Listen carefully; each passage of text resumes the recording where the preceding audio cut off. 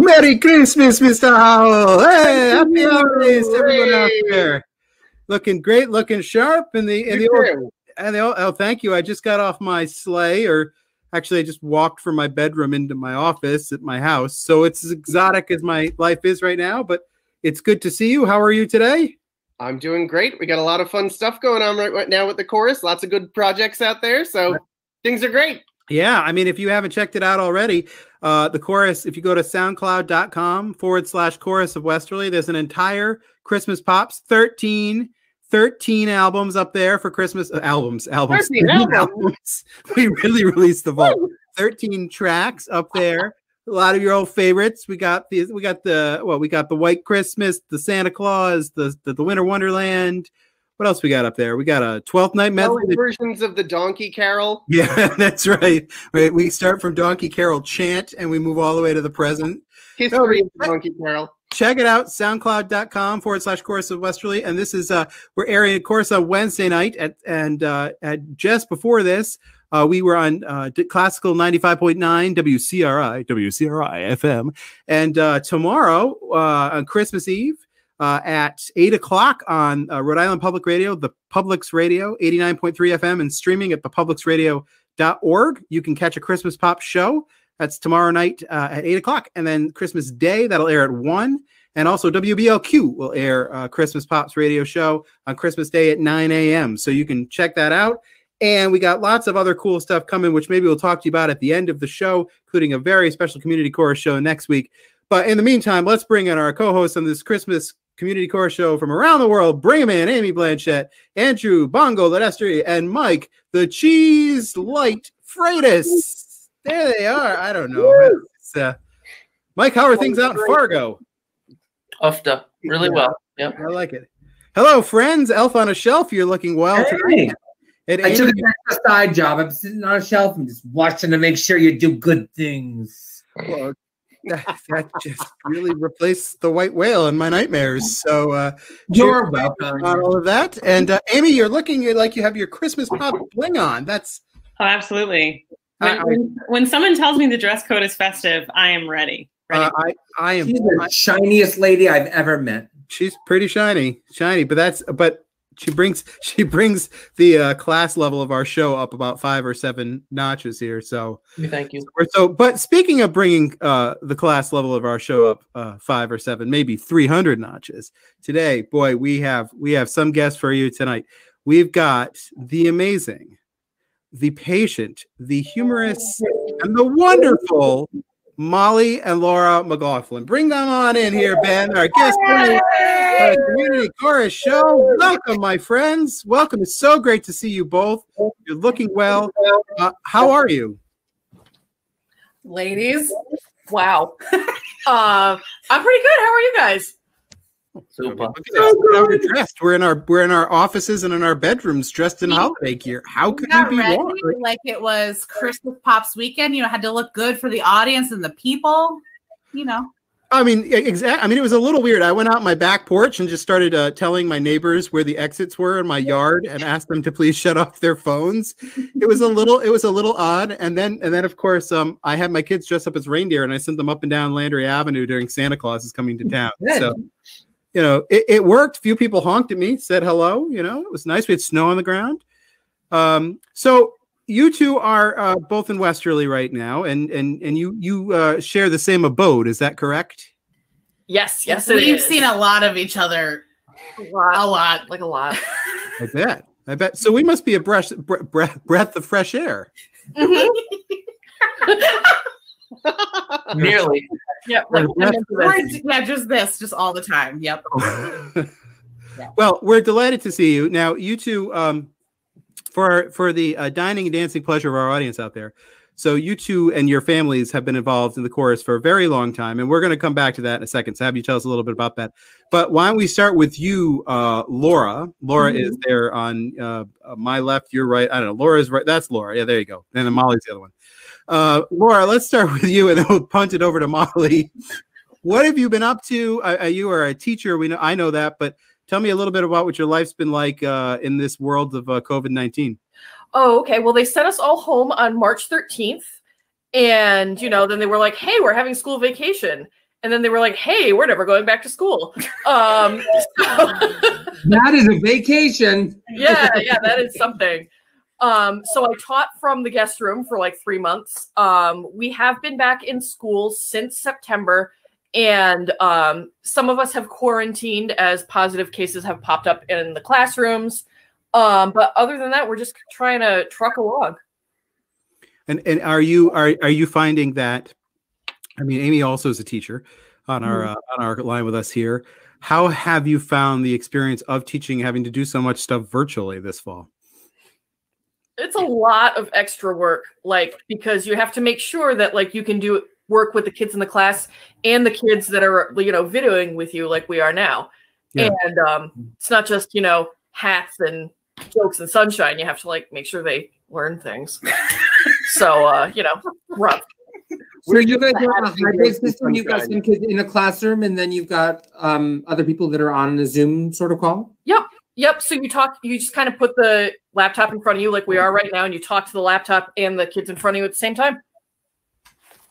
That's pretty good, I guess. I mean, it's kind of effective. I mean, I have to tell you though, I think you all know, and our viewing public, all 26 of them, probably knows that my wife is also a teacher, so I've been and my kids are been in hybrid model, and now they're at virtual. So seen all of this, and I have great respect to you, Lora, and you, Aimée, and all the teachers out there. One, having gone through this, it's cemented my belief that I can never teach elementary school. That's one. Yeah. Two, watching the volume of work that the teachers have to create right now to essentially have two curricula. It's astounding. So I'm congratulations to you and to you too, Aimée, for making it to this point through the year, really one semester down, if you will.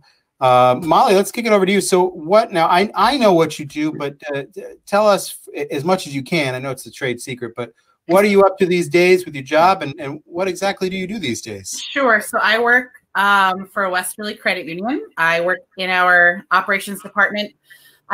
It's hard to describe what I do, so I just tell people I fix all the problems because that tends to be what I do. It's been when the state shut down and we had the mandatory shutdown, I was fully in person, and then I went to working full-time from home. Now we're taking a hybrid approach, and we have, A and B teams between departments so that not everyone's in at the same time. It's been interesting working from home, especially with, Laura and I were both here. So I'm on the phone trying to reverse fees and open tickets, and she's on Zoom telling kids to turn off their mics and hand in their papers. So it's two different worlds combined. Have you ever thought about having some of Laura's kids Zoom with some of your clients to solve their problems? Be like, look, this is a math problem, kids. So I'm going to turn you over to Molly, or I'm going to turn you over to the guy on the phone. I think that could be an interesting. So when you do this though, are you in rooms that are near each other? Is high level banking happening in room A and teaching the youth of America in room B? Yeah, we have it now. So my computer workstation is upstairs and Laura's downstairs. So we're on two different floors of the house. But yeah, it's really from someone, I kind of want to go off what you said, Ryan, for someone who's not a teacher, I can't even begin to thank all of the teachers who have been doing this, because this definitely solidified I would never want to be a teacher, and in the best way possible. But hearing Lora teach the kids is so adorable to me as someone who's not a teacher because she just says the same 4 sentences over and over again until they don't listen, and then they're finally like, okay, see you tomorrow. And it's very entertaining for me because they're so adorable, and Lora has so much patience and I do not. I know so much about banking now. Yeah. There you go. Yeah, we can really. I could like open an account. Sometimes I joke. I'm like, let's just switch and see if they notice. You do my job. You do some banking. I'll teach, and they won't even know. Hey, that would be a fun day. We should tape that and make that a show. Yeah. Lora Molly. That could be fun. And they have that undercover boss show that they did for a while, but it'd be funny now in the age of Zoom just to put people in totally different business meetings and stuff like that. See if people are paying attention and excellent stuff. So. Let's talk a little bit about your history with the chorus, just briefly here, and a little bit. I mean, we know your background, but your family has a long history, and you two have been involved in since the minute you were born, practically. Yep. And you've been involved in everything from concerts to 12th Night to Popsins to tours. Can you tell us a little bit about both of your relationships with the chorus and your families over the years? All right. You want to go or you want me to go? I guess I'll go first. Okay. Chapter 1. Chapter 1, yeah. You want me to sing the Mandalorian theme? Make it epic. Well, you just want to sing it anyway, so good. I'm behind on the Mandalorian. No one say anything. Shh. No, just the theme is like I could listen to that and repeat all day. So anyway, sorry. Back in 1982, so I am a third generation member of the chorus of Westerly. I believe my grandmother at least was in the chorus of Westerly, my mother, and now me and Molly. So I joined in 1990 when I was 8, and I also joined the Christchurch choir at that time, and sort of grew up with everyone you see on the little screens before you. And yeah, you never got rid of me. I'm sorry. Yeah. Don't apologize. That's a good thing. That's good thing. Yeah. So again, same thing with me. I was born into the chorus and then pretty much tagged along to everything until I could officially sing. I think Mr. Ken let me join at 7 because I think I just kept tagging along with Lora to rehearsals that he finally was like, sure. He needed some banking advice, so he let you in. I do think, if I remember correctly, I don't think he let me sing. I think I sang Christmas Pops that year, but that's it. And I just did rehearsals for the classical concerts. And so I didn't sing my first classical, I believe, until I was 8. But Slacker. Pardon? Slacker. Yeah, well, yeah, true. But it was fun going from kind of being like the chorus tag along and knowing, again, everyone on these screens and everyone in the chorus to then joining the other side of it and being able to be involved on the singing end. And I was like, oh man, I'm doing it with my sister and my mom and everyone I know is in it. This is so cool. So I felt really cool by the time I joined. I mean, I still feel cool, let's be honest. But I'm just saying it was, yeah, it's just, this is what I do. This is the chorus. This is my actual blood and marriage relations, and also my 200 plus chorus family. So this is it. We love you. And your mother sang as a kid too, right? Yes, she sang as a kid. All of her sister, my mother's one of 4, so they all sang as kids. Yeah, my grandmother sang. I don't know if Grandpa ever did. No, I don't think he sang. Our grandfather was very involved with the church, so he never sang, but he did all the. He was in the audience a lot. He was. I should know the names of these things. Where you're official and you gotta read the usher, lay reader. Yeah, lay reader. That's it. Lay reader. There you go. So I was gonna say priest. He reads the book sometimes. Yeah, so my grandmother stopped singing after a while, but they stayed really involved with Christchurch and were very active there. And then chorus was our family thing. The only person who didn't sing was our father, but he carted us to and from rehearsals, or he helped when he was in the healthier position. I think he helped cook. I mean, he watched myself at like the chorus camp when I wasn't old enough to be in rehearsals. So I just kind of wandered around, roaming around like a tiny 6-year-old, like someone play with me for hours a day. So, I mean, he, always at concerts, he was very involved for not singing. Yeah, we'd always be like, Dad, you want to join? He's like, You still need an audience. Yeah. Yeah.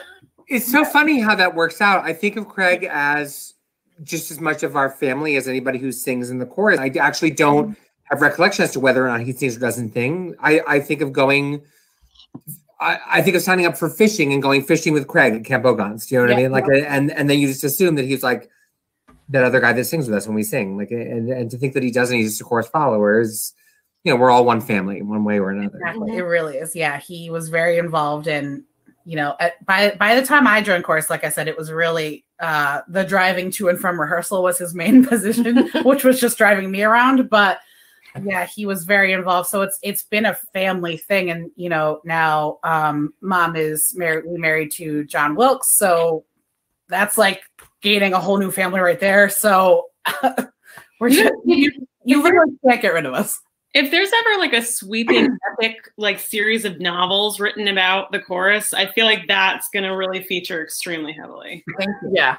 The uniting of great families, kind of like Game of Thrones, but with no killing at all. Just yeah, can we still have like just good feelings? Can we be like the McLaughlins remember? You know what I mean? Can we have stuff like that? Yeah. Yes. I think on this topic, we should note the ratings on this episode are already double what Scott Stoddard's had. So well done. Yeah, that's because we're amazing. Yeah. Hey, you know, you never know. You just get good agents you got out there. Yeah, You're now right. we have a step sibling rivalry, you know, so it's great. You're very right, though, Amy. That's funny. You think about like kind of there are certainly families inside of the organization history that are very. They're kind of epic if you kind of think about the spider webs of all those being there. Yeah, and I should say that your parents, Laura and Molly, I think you know this, have been your dad, now your stepdad, your mom have been dear people to all of us for years and years and very kind. And Andrew, your point is true. And it's interesting to bring that up to talk about Craig and Michael, your late father-in-law, Ned. There's always been a very good core, not just of followers, but of supporters, significant others, spouses, family members who have been there almost for everything. They just don't sing, but they're as much a part of the family. I think of like Doug Rayner too. Like here's a human being who was given his life to the chorus, and he's never sung a note with the chorus. But you can't think of the chorus of Westerly without thinking about Doug Rayner, right? Mm-hmm. And right. I think Craig was definitely one of those people too. And you're right. And in your memory, it's just like, they're part of it. And I think that's such a great thing because it speaks to the organization being this intergenerational kind of community based organization. And music is the core of it, and how you get involved is that, but there's so much that's needed to make it go. And Andrew's talking about him doing fishing up at camp. You know, you think about all these weird little jobs that make a project like this so successful. And it's just about nurturing all of that. And you know, it's really wonderful to think that. But when I think of your family, like, and Amy, actually your family too, it's just like, you just can't think of the chorus without all these people in there. And it's really, really wonderful. So you've been around for a long time, and you've done now, the two of you, a lot of things. What are some of the, happier memories that you've had over here on tours, camp, wherever? Oh my gosh. There's a lot, which is good. I remember, so obviously Laura will have a different perspective of this, but you said tour, so that's what my brain went to. When England in 95, myself and my brother did not go. Laura and mom went. So my memory of the 95 tour is I was very sad when you all left. I got stung by a bee in the parking lot, was not excited about that, cried a lot. And then it was hanging out with Dad and Andrew. We did not eat a lot of vegetables, and I got sunburned a lot. Like, that's my memory of the England tour, is being like, Dad's here, pizza, the pool, McDonald's, movie, no sleep. Like, that's how I remember the England tour. And the mom came back and was like, did they eat green beans? But, but for you had the whole experience that. No, it's pretty much like that. Yeah. Yeah. In England. Singing tour. Burger King. Yeah. But I was, and then of course we had that big break in the chorus where we didn't go on a tour until 2014, right? Is that correct? So so when I was growing up, I was like, I need to tour. Everyone else I know got to tour. I just feel tour deprived. And then, you know, we finally went. So going on that 2014 tour, it was just like the culmination of being in the chorus. And I was finally like, I have the missing puzzle piece. It was, so that is what I think of a lot. But I mean, there's literally so many good memories. It's where I grew up. It's parties and concerts and our whole social circle, basically. So and a lot Was of there a question of it for you guys? I mean, you grew up in this thing in terms of, you know, being sort of born into it in that way, where you think of being like at camp when you were so tiny and young. Like, was there any question of, I'm going to join this when I'm old enough to join this, or does it just happen that way? No, it was like, no, when I turn 8, I'm going to chorus and I'm going to choir, and that's how it's going to be. Yeah, there was no question. There's not a choice, really. So much in the car, this is happening. The McLaughlins were not very sports oriented, so that was off the table. Soccer. And then that's pretty much it. Hey, that's okay. We sports a lot. We From my athletic by Beethoven. You stole it from my athletic. Yeah, I could have been in the Olympics, except, you know, of course, I was in Christchurch from 4:45 to 5:45 twice a week. That's the whole reason. Yeah, I'm not an athlete. Yeah, that's the whole. That ruined your Olympic chances. I understand. Yeah, I know. Yeah. Well, the world weeps for you, Laura. I know. A great talent, a great athletic talent. Yeah, great gymnastic talent wasted. You know how it is. There's still time, Laura. There's still time. Andrew's got something for you next week if you can do a cartwheel. All right, let's shift gears over to you, Laura. How about you? Any warm, fond memories? Oh, just so many. I really, you know, just so many from camp. Like, I could sit here for another hour and talk about like my specific memories just from camp. I loved going on the tours. You know, I remember being 13 on the tours, which was a huge difference from you guys being like 17, 18 and like where I got to hang out and what I got to do. But like, I remember that was the first time I felt really like I was a little more grown up and I was allowed to go places and look at things. And, you know, people were talking to me like, you know, I was an adult and I could understand things. I think mostly because like they saw me getting on the bus on time by myself and they're like, oh, wow, that's a mature child, you know, and wonderful memories from like, again, from the 2014 and 2017 tours when I really was an adult, and, you know, just wonderful memories again with people who are my friends and also my extended family. A lot of good camp memories. That's kind of what pops up is camp, especially, you know, Andrew, you brought up, you know, Dad's same thing with fishing, and, you know, he was in charge of fishing, and that's what he would do with me when everyone was in rehearsal because I was too young to sing. So I would go fishing, or actually I kind of wandered around camp by myself a lot, which probably in retrospect was interesting. But, you know, the junior staff when I was a kid, which obviously by now the camp has evolved and has an actual full-time camp staff, but when I was a kid, the junior staff was all of you basically, or senior staff, or so. Luckily, most of you were everyone on here. Everyone was very sweet to me. I was like, okay, either let's find Laura, or sure, let's go get a cookie. I mean, it was very. It wasn't like, do you want to go find another adult? You know, it was never that. It was always okay.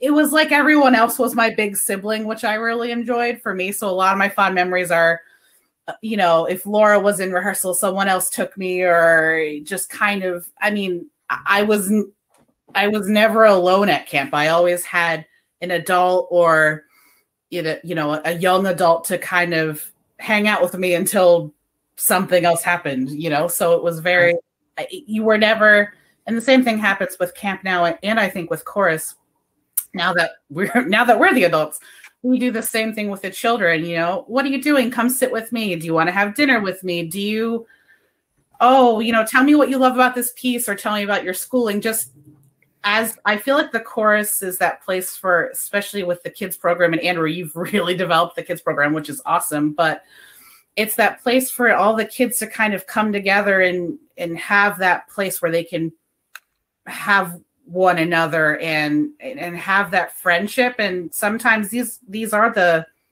less social kids or things like that, maybe in their regular schooling, and this is like their safe space. And I think the chorus has a really good job of nurturing people and growing them into their own selves by having that safe space of chorus. It's just, it goes back to the extended family thing. It's not just you go to rehearsal, you sing, you have a concert, that's it. I mean, there's so much more to it than that. It's such a bond between everything. Very true. You made us all speechless to the point. I know, I got all snappy, sorry. Andrew's stroking his beard. Well, no, but I definitely also felt that way about camp and about chorus when I was a kid. And I try as an adult now when we go to camp to try to make sure I help recreate that feeling for the kids who are there now. Yeah. Yeah. Are there other people, I mean, besides your parents, but are there other people that have had sort of a profound impact on either of you? Oh God. Ryan Saunders. Rhymes with Ryan Schmonders. Ernie the Keebler, Elf Ledestri. It's for, I don't know, it's hard for me to pinpoint because again, there literally were so many adults. I mean, all of you have impacted me in some way. I don't even know where to begin. So that's just, I don't even know. Yeah, like, because it's just sort of like this, you know, when you think about the people who are the generation older than we are, it's just sort of this group of people who have influenced us, you know, as a whole, like Mr. and Mrs. Kitchen, like Mike, your parents-in-law, Barbara and Ned, and Mrs. K, and, you know, all these people just, and Stevie and Pam and Nancy, like they're just extended family. And it's hard to separate like who had the most influence because they were just, they all did always were there for us. Right. They're just always there, at least in my experience. So it's hard to pinpoint. I mean, obviously George Kent musically and now Andrew musically, I mean, that's just the music aspect of it. And then, you know, but then the basic things like during camp, Ann Kushul would make sure I ate a piece of fruit once in a while. I mean, it goes from the most dramatic thing to like. Does anybody right this minute remember her walking around with a big white soup tureen of oranges and being like, eat this, eat this. And now I do, where I'm doing it to the kids. I'm like, when's the last time you had a piece of fruit? You don't remember? It's probably time you had a piece of fruit. That is true. We were well fruited up there. That way. Yeah. But, you know, I think a lot of times I think of Judy Chick and Francesca Wish and John Hall, and that's kind of that section of mid 90s camp of just, I got, you know, they would help me because again, if I wasn't old enough to be in rehearsals yet, I would go in the kitchen and probably mix something, which is really probably just not doing anything or helping with cooking or, you know, Martha Millis, you know, during the ghost walks, I played cards with Martha in the kitchen because I was too scared to go on ghost walks. Most of the people on this call, except for me. So again, missed opportunity, but that's okay. You know, and then Debbie Dunham probably making sure my skirt was on correctly when I was like 10. I mean, there are so many different things. It's Pam making sure my folder is correct. Sometimes now. To raise them all. Correct. Yeah. Yeah. Let's just make sure. I mean, we have to say, like, the entire reason we probably got anywhere in chorus was because of Pam. You never know. I mean, today could be her birthday too. You never know. Happy birthday, Pam. Happy birthday, Pam. Happy birthday, Pam. It's just another glorious day for Pam. Here we go. Wow, that's fantastic. Wow. You know, Pam keeps giving. God bless you, Pam. Happy birthday. This is what happens when we're all stuck in our houses for a year and can only think of you on your special day. No, but you're right. The chorus provides a family in a very specific way. You know, if you look back 100 years, like if you look back 100 years ago, like communities raised kids where it wasn't weird or odd for someone random to turn to somebody and say, hey, stop doing that or stop doing this. And we grew up in a very different culture that included and provided that most kids in our age group wouldn't have experienced. And we grew up in a very different kind of family that was all inclusive. You know? Yeah. Guys got me all sappy. I mean, yeah, if you're wrong, Mrs. was going to tell you. One of the things early on that Andrew kind of hoped we would do with some of these lectures and shows of what we're doing, and we're learning, and we'll keep evolving and doing things, is getting chorus people on of different generations to just sort of, talk a little bit about their experience and their stories. And it's even with the show, it's sort of a learning kind of process, but I think it's also important too, and hopefully they're out there watching this, for the people who came before to realize, they had a profound impact on sort of the leadership of the chorus today. And then maybe years from now, when the current teenage crop is running the chorus of Westerly 20, 30 years from now, they can have us on their talk show. You all know who you are. So go to college, do well, get your jobs, and come back and take ours. We're ready. They all know. They're all waiting for it. That's really wonderful. Okay, so now, Ben, I'm going to give you your little warning here. Now we're going to move towards something we really love, called the lightning round. So just buckle up. Now, this is a little different than we've done the lightning rounds. If you watched our show before, we have a special one composed by everyone on the team except for me for the lightning round tonight. Yeah. So this is a Pops Extra. And Ben, whenever you're ready to cue up the lightning round music, you can go ahead and do it.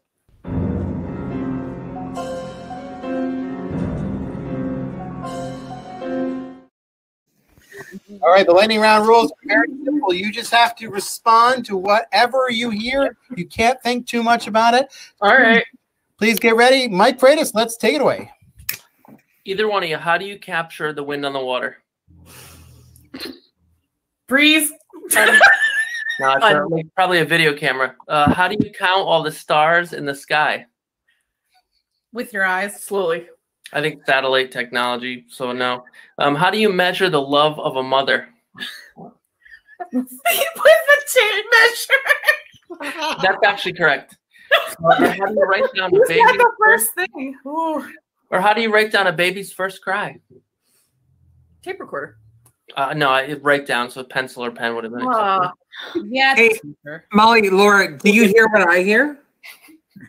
Do we? A sound. Oh, Yeah, no, definitely. Amy? Okay. Have you heard the sound of the angel voices ringing out so sweetly, ringing out so clear? Every day. Not since the pandemic started. Have you seen the stars shining out so brightly as a sign from God that Christ the Lord is here? It was too cloudy last Only night. on Tuesdays. Yeah. I know, what the heck? It was cloudy last night. I went out there and tried to see the superstar, the Uber star. What was it called? The Megastar. I did see a bunch of wise men walking down my street, though. All right. Have you heard the I'm gonna news? confess, last night Uber Eats brought me McDonald's. Shh, don't tell anybody. I won't tell anybody. It's fine. Jealous. Go ahead. Have you heard the news that they bring from heaven to the humble shepherds who have waited long? Nay. Andrew? The answer was yes. What can I give him, poor as I am? Huh? What can I give him, poor as I am? Oh. Panic for your thoughts. What was that again? No. I heard that totally wrong. Whew. Okay. What is the one Messiah movement with a question mark? The one Messiah movement with a question mark? Hallelujah? I'm really thinking which one. Glory to God? Amen. Oh, man. Are we like sheep? We didn't do it this last time, so that makes it easier. Oh, death, where is thy sting? Oh, I don't know. Go ahead, Mike. I didn't sing the Messiah this past time, so this is all on you. Slacker. So we all know that I wonder as I wander, but is it possible to also wander as you wonder? I do it all the time, man. Incorrect. Hey, Mary, did you know? What? Here's a question, please. Would you like Mary, to? did you know? It's a I'm being question. really helpful right now. Yeah. Guys. No, I did not know. Oh my God, what? Amy? All right, I'm going off script.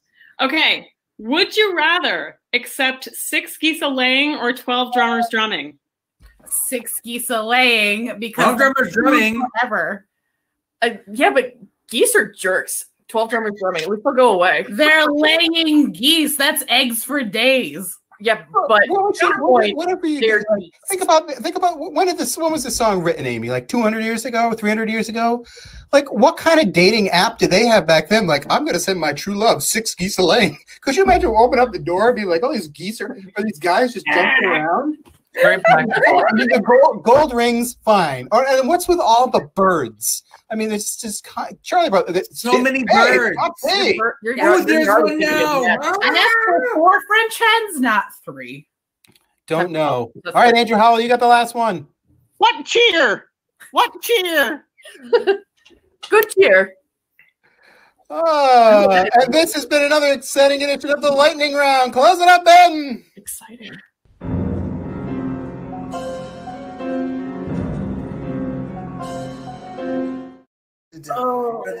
Okay. Yeah, people are really getting their money's worth today. Listen. There's plenty of chorus stuff coming. Let me tell you. Let me give you a tiny little sneak peek right before we go to Ben. We're going to go to the tune thing in a second here. That starting on the 30th of December, which is a week from tonight, when this airs tonight, we are going to have 12 straight days. We're calling it 12 days of 12th night, where we have 12th night material coming on the old interweb that the chorus is going to stream.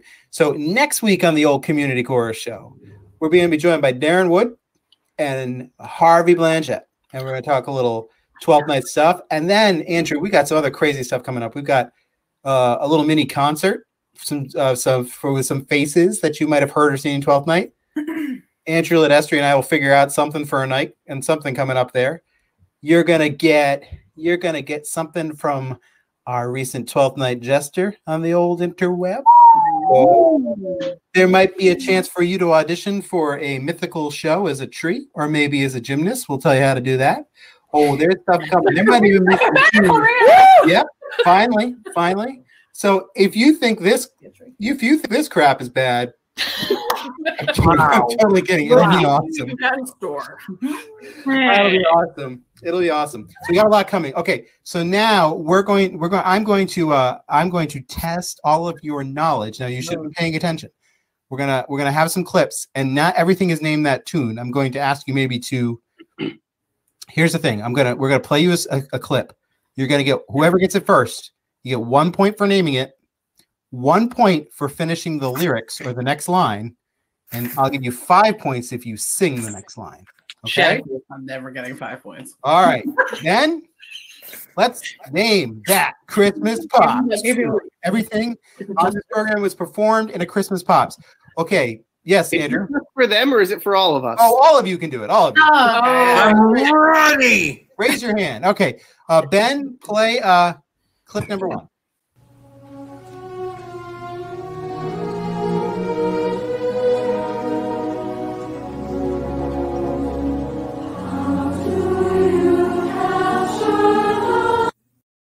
How do you capture the what? Wind on the water. What piece of music is it? Amy. The Candlelight Carol. 1 point for Amy. Oh, it's 5-1 Amy. All right. Okay, Ben, play clip number 2.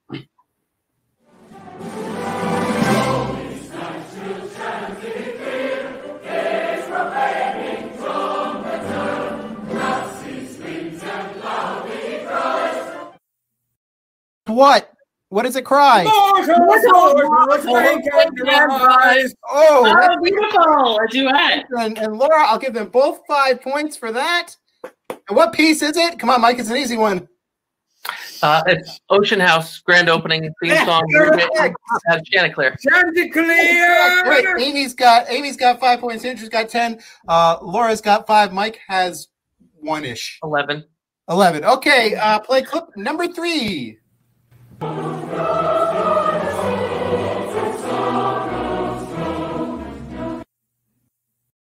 Nor what? Thorns infest the ground. Yes.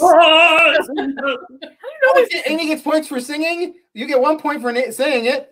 So 1 point more for you, Laura. 5 points for you, Amy. What piece is it from? Chanticleer.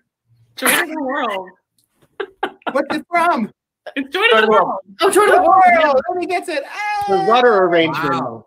I Yeah, thought I'd stump you on that one. All right, Ben, cue up this one. It's in the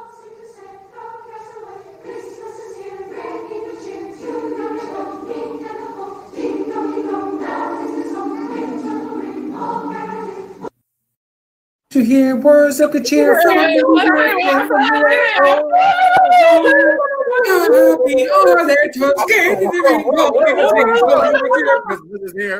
That's why we don't do that one that often. That I think Paul and I get points for abstaining. would be awful, but awesome too. Who got what piece is it, Mike? The one Ding's fries are done. I don't remember. Carol the Bells. Carol the Bells. Carol the Bells. And what was Channing the next line? Can someone say the first part of Carol the Bells? Ding fries are done. Mike did it already. Sweet silver bells, something carelessly. Hark how the bells. Sweet silver bells all seem to sing. Throw cares away. All caroling. Words Christmas is here, ringing good cheer from everywhere, filled in the air. Oh, There we go. I'm going to give Andrew the points on that with half points to Molly and Laura for I it. will take the half point. All right, we got one. I think we have one more. All right, Ben, cue that one up. On December 25th, sing boom, boom, boom. On December 25th, sing boom, boom, boom. He's born a holy child, a little baby infant man.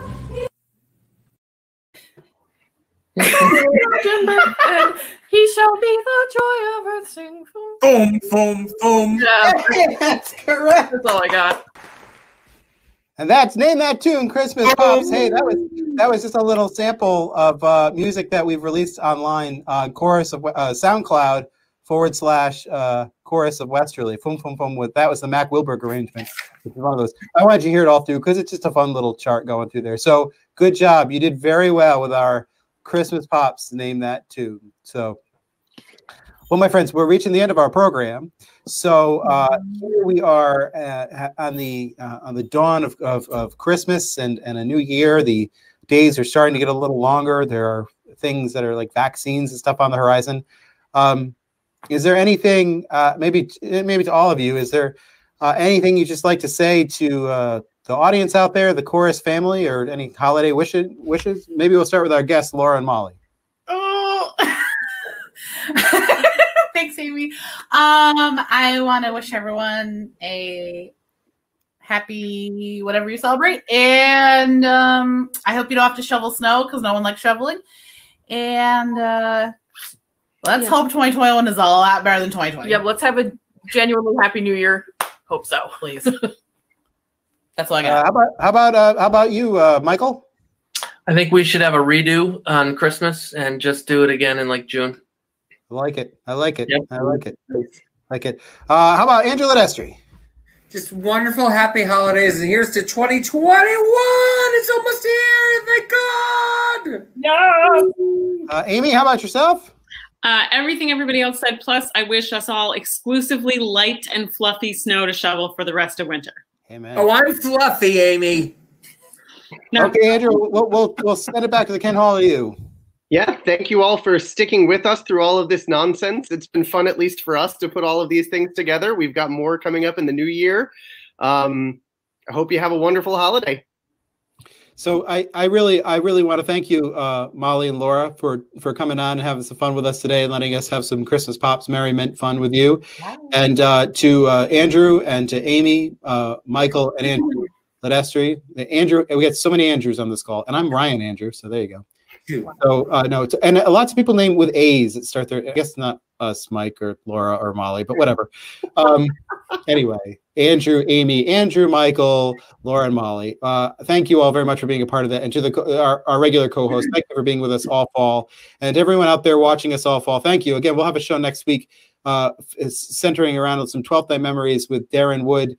And Harvey Blanchett and the regular cast here on the Community Chorus Show to have a lot of fun and lots of things happening virtually really over the next 2 weeks. In fact, putting it all together right now feels a little bit like putting together 12th Night because we have to get programming and things done every day. But we want to make sure you all know how much out there in the community we miss you and appreciate everything you've done for us.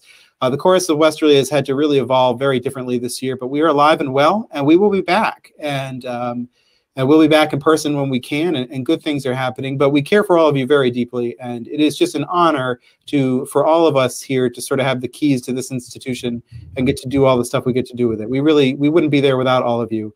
We'd really like to thank the Blue Mitten Thrift Shop for continuing to support the Chorus of Westerly. But we'd like to send a special shout out to the Rhode Island State Council on the Arts, Rhode Island Commerce, and actually the state of Rhode Island. We've been the beneficiaries of some very significant and organizational saving, if you will, grants in the last month.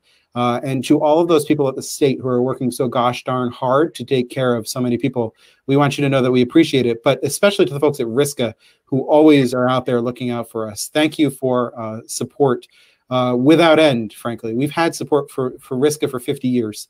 Or I think that's how long they've been around. Yeah, it is 50. And particularly to Randy Rosenbaum, Todd Trebor, and Molly Flanagan and the folks up there done a wonderful job.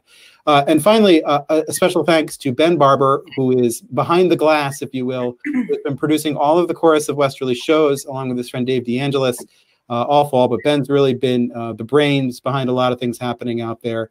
And Ben, we wish you all the best and a happy holidays, and thank you for all of your support. So we'll be back next week. But in the meantime, if you celebrate, and even if you don't, have a Merry Christmas, and any holiday you celebrate this week, celebrate it wisely. We'll see you next year. Stay safe, stay healthy. Have a nice glass of wine or beer on me. I mean, you can pay for it yourself, but pretend I'm buying it for you. Anyway, on behalf of Andrew Howell, Amy Blanchett, Angela Destry, Mike Freitas, and our special guests, Lora and Molly MacLaughlin, this is Ryan Saunders saying Merry Christmas, season's greetings, and we'll see you next week. Thank you. Yay!